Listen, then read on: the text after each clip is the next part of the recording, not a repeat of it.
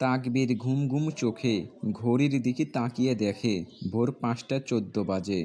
তাকবীর নিশাকে ঘুম থেকে ডাকছে। নিশা, এই নিশা, ঘুম থেকে ওঠো জান। জানেমান, এখন ওঠো ঘুম থেকে। নিশা চোখ বন্ধ করে তাকবীরকে বলল, তুমি আমাকে সারা রাত ঘুমাতে দাও নাই, এখন মাত্র চোখ লাগিয়ে আসে, এখন আবার ডাকতেছো কেন? তাকবীর বলল, জান, গোসল করবা না? চলো গোসল করে আসি। নিশা বিরক্তি সুরে বলল, উফ, আমি পরে গোসল করব, আগে গিয়ে তুমি গোসল করে আসো। তাকবীর বলল, জান চলো না, দুজনে একসাথে গোসল করে আসি। নিশা বলল, নো নেভার, কখনোই না, আগে গিয়ে তুমি গোসল করো, যাও। তাকবীর আর নিশাকে ডিস্টার্ব না করে শাওয়ার নেওয়ার জন্য ওয়াশরুমে চলে গেল। প্রায় 20 মিনিট শাওয়ার নেওয়ার পর তাকবীর একটা টাওয়াল কোমরে পেঁচিয়ে চুল মুছতে মুছতে ওয়াশরুম থেকে বের হয়ে এলো। তাকবীরের চোখগুলো নিশার এলোমেলো হয়ে থাকা চুলের দিকে। নিশার লম্বা চুল বিছানায় এবং নিশার মুখের চারদিকে এলোমেলো হয়ে আসে। তাকবীর নিশার কাছে গিয়ে নিশার এলোমেলো হয়ে থাকা চুলগুলো ঠিক করে দিয়ে নিশাকে বলল, জান, ও জান, ঘুম থেকে ওঠো, আমি গোসল করে আসছি, এবার যাও তুমি গিয়ে গোসল করে আসো। নিশা ঘুমের ঘোরে তাকবীরকে বলল, এখন না, ঘুম থেকে ওঠার পর গোসল করব। তাকবীর বলল, না জান, আগে গোসল করে আসো, তারপর সারাদিন ঘুম যাও, কেউ ডিস্টার্ব করবে না। নিশা বলল, পরে।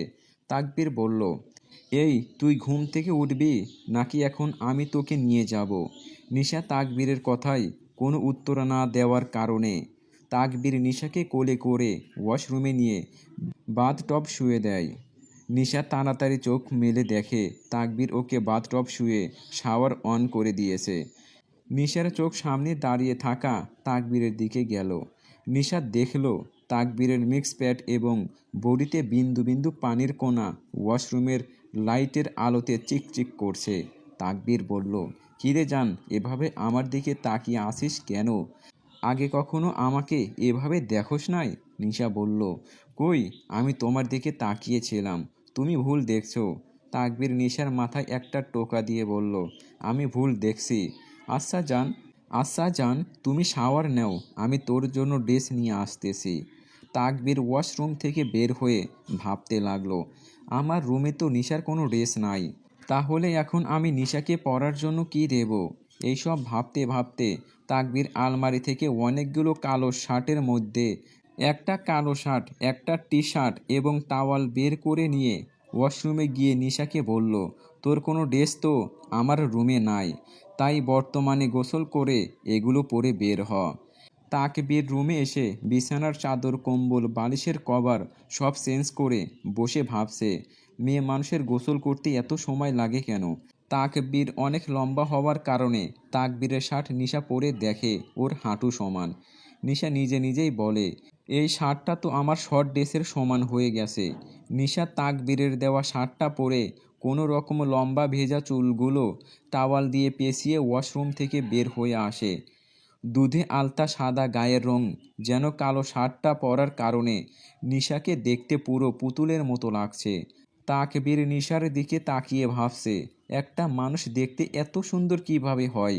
তাকবীর নিশার দিক থেকে চোখ সরিয়ে অন্যদিকে তাকিয়ে নিজেকে নিজেই গুনগুন করে বলে, এভাবে তাকাস না তাকবীর, পরে তোর নজর লাগবে। নিশা তাকবীরের কাছে এসে বলল, আমার না অনেক খিদা লাগছে, তোমার কাছে খাওয়ার কিছু থাকলে আমাকে দাও। তাকবীর বলল, আমার কাছে তো তেমন কিছু নাই, চকলেট আছে, চকলেট খাবি? নিশা বলল, যা আছে তাই দাও। তাকবীরের কাছে বিদেশ থেকে আনা কিছু চকলেট ছিল, ওগুলো বের করে নিশাকে দিয়ে দেয় খাওয়ার জন্য। নিশা চকলেট খাচ্ছে। তাকবীর নিশার মাথা থেকে টাওয়ালটা খুলে নিশার ভেজা চুলগুলো মুছে দিচ্ছে। তাকবীর নিশাকে প্রশ্ন করল, আচ্ছা জান, তুই দেখতে এত সুন্দর কেন? নিশা তাকবীরের মুখে এরকম কথা শুনে কিছুক্ষণ অবাক হয়ে ভাবল কি উত্তর দেবে। নিশা বলল, আমি একলা সুন্দর নাকি? নিশা একটু লজ্জা পেয়ে তাকবীরকে বলল, তুমিও তো অনেক সুন্দর, অনেক হ্যান্ডসাম দেখতে। তাকবীর একটা মুচকি হাসি দিয়ে বলল, তাই বুঝি জান, আমাকে তোমার ভালো লাগে? নিশা চকলেট খেতে খেতে মাথা নেড়ে বলল, ভালো লাগে। নিশা তাকবীরের কাছে বাকি চকলেটগুলো দিয়ে বলল, এই নাও, এগুলো রাখো, আমি পরে চকলেটগুলো আবার খাবো। এখন অনেক ঘুম আসতেছে, ঘুম যাব আমি। এ কথা বলে নিশা বিছানায় শুয়ে পড়ল ঘুম যাওয়ার জন্য। তাকবীর চকলেটগুলো গুছিয়ে রেখে নিশার পাশে শুয়ে নিশাকে কম্বলে দিয়ে পেঁচিয়ে তাকবীরের বুকের সাথে জড়িয়ে নিল। ঘড়িতে তখন প্রায় সকাল 10:30 বাজে। বাড়ির সকলে ঘুম থেকে উঠে ব্রেকফাস্ট করে নিয়ে, শুধু তাকবীর আর নিশা ছাড়া। সে সময় তিশা বাড়িতে এসে তিশার আম্মুকে জিজ্ঞাসা করলো, আম্মু, আমি কি শুনছি কালকে নাকি নিশা আর তাকবীর ভাইয়া বিয়ে হয়ে গেছে? আমি কালকে আসতাম, কিন্তু আমার বউ ভাতের অনুষ্ঠানের কারণে আসতে পারি নাই। তাকবীরের আম্মু বলল, কেন, তুমি খুশি না নিশা আর তাকবীরের বিয়ে হয়েছে? এ কথা শুনে তিশা বলল, কি বলছেন চাচি আম্মু, আমি কেন খুশি হব না?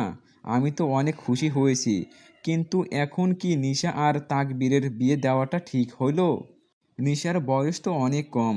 তাকবীরের আম্মু বলল, ওরা দুজনে বিয়ের জন্য রাজি ছিল, আর তাকবীর খুব তাড়াহুড়া করছিল কালকে বিয়ে করার জন্য। বর্তমানে তেমন বেশি কেউ জানে না তাকবীর আর নিশার বিয়ের কথা। তাকবীর বলেছে পরবর্তীতে বড় অনুষ্ঠান করে সবাইকে বিয়ের কথা জানাবে। তিশার আম্মু তিশাকে প্রশ্ন করলো, কিরে জয় কই, তোর সাথে আসে নাই? তিশা বলল, আর বলিও না আম্মু, কালকে রাতে আমার দেওর আরাফাতকে কারা জানি অনেক মেরে রাস্তায় অজ্ঞান করে ফেলে রেখে চলে গেছে, যার কারণে আজকে সকালে জয় খবর পেয়ে আরাফাতকে মেডিকেলে ভর্তি করিয়েছে। জয়ের বাবা এবং জয় আর আরাফাতের কিছু বন্ধুরা মিলে বর্তমানে মেডিকেলে আছে। এখানে আসার আগে আমি সকালে গিয়ে আরাফাতকে একবার মেডিকেলে দেখে এসেছি। জয় আমার সাথে আসতে পারেনি বলে গাড়ির ড্রাইভারকে আমার সাথে পাঠিয়েছে। তিশার মা বলল, আচ্ছা, বর্তমানে আরাফাতের শরীর কেমন আছে? তিশা বলল, আমি যখন মেডিকেলে ছিলাম তখন তো ডাক্তার বলেছে জ্ঞান ফিরতে আরও 2-3 ঘন্টা লাগবে। বর্তমানে আরাফাতের জ্ঞান ফিরেছে কিনা তা তো জানি না।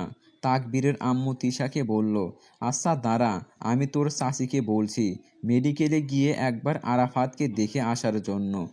তাকবীরের আম্মু আরিফ খানকে কল দিয়ে বলল, হ্যালো, শুনছেন? তিশার দেবর আরাফাত বর্তমানে মেডিকেলে ভর্তি, একটু সময় করে দেখে আসিয়েন তো ছেলেটাকে।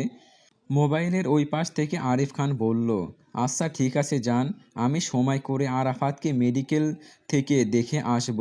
এখন তাহলে রাখি, একটু ব্যস্ত আছি। এ কথা বলে আরিফ খান কল কেটে দিল। সে সময় তাকবীর একটা কালো কালার শার্ট আর জগে প্যান্ট পরে নিচে নেমে এলো। তাকবীর নিচে এসে ওর আম্মুকে বলল, আম্মু নাস্তা দাও, খিদে লাগছে। তাকবীরের আম্মু বলল, যা আব্বু, গিয়ে ডাইনিং টেবিলে বয়, আমি তোর জন্য নাস্তা নিয়ে আসছি। তাকবীর ডাইনিং টেবিলে গিয়ে বসে তিশাকে জিজ্ঞাসা করলো, কিরে তিশা, কেমন আসোস? আর তোর শ্বশুরবাড়ির সবাই কেমন আছে? তিশা বলল, ভাইয়া, আমি ভালো আছি, শ্বশুরবাড়ির সবাই ভালো আছে, শুধু আরাফাত মেডিকেলে ভর্তি। তাকবীর বলল, কেন, আরাফাতের আবার কি হয়েছে? তিশা বলল, কালকে রাতে কারা জানি আরাফাতকে মেরে রাস্তায় অজ্ঞান করে ফেলে রেখে চলে গেছে। তাকবীর আম্মুরা আনা নাস্তা খেতে খেতে বলল, হয়তোবা দেখ কোনো অপরাধ করেছে আবার আরাফাত, যার কারণে কেউ শাস্তি দিছে ওকে। তিশা বলল, আচ্ছা ভাইয়া, নিশা কি তোমার রুমে? তাকবীর বলল, কিন্তু এখন নিশার সাথে দেখা করতে যাস না, কারণ ও একটু অসুস্থ তো, যার কারণে এখন ঘুম যাচ্ছে। তিশা বলল, আচ্ছা ঠিক আছে ভাইয়া, ও ঘুম থেকে উঠলে তারপর দেখা করতে যাব। কিন্তু ভাইয়া, নিশার কি হয়েছে? তাকবীর বলল, নিশার এসব তেমন কিছু হয় নাই, এমনিতেই একটু অসুস্থ। তাকবীর নাস্তা খাওয়া শেষ করে ওর আম্মুকে বলল, আম্মু একটু কষ্ট করে নিশার ব্রেকফাস্টটা তৈরি করে দাও তো, আমি উপরে নিয়ে যাই। আর আম্মু, নিশার ব্রেকফাস্টটার সাথে একটা সিদ্ধ ডিম আর 1 গ্লাস দুধ দিও। কিছুক্ষণের মধ্যে তাকবীরের আম্মু নিশার জন্য ব্রেকফাস্ট তৈরি করে তাকবীরের হাতে দিল। তাকবীর নিশার জন্য ব্রেকফাস্ট নিয়ে রুমে চলে গেল। রুমে এসে তাকবীর ব্রেকফাস্ট টেবিলের ওপর রেখে নিশাকে ঘুম থেকে ডাক দিল। নিশার মাথায় হাত বুলিয়ে দিতে দিতে বলল, জান, ও জান, ঘুম থেকে ওঠো, ঘড়িতে এখন 11টা বাজে, নাস্তা করে নাও। তাকবীরের কণ্ঠে নিশার ঘুম ভেঙে গেল। নিশা চোখ টলতে দোলতে বসল। তাকবীর নিশার দিকে নাস্তা দিয়ে বলে, এই নাও যান, নাস্তা করে নাও।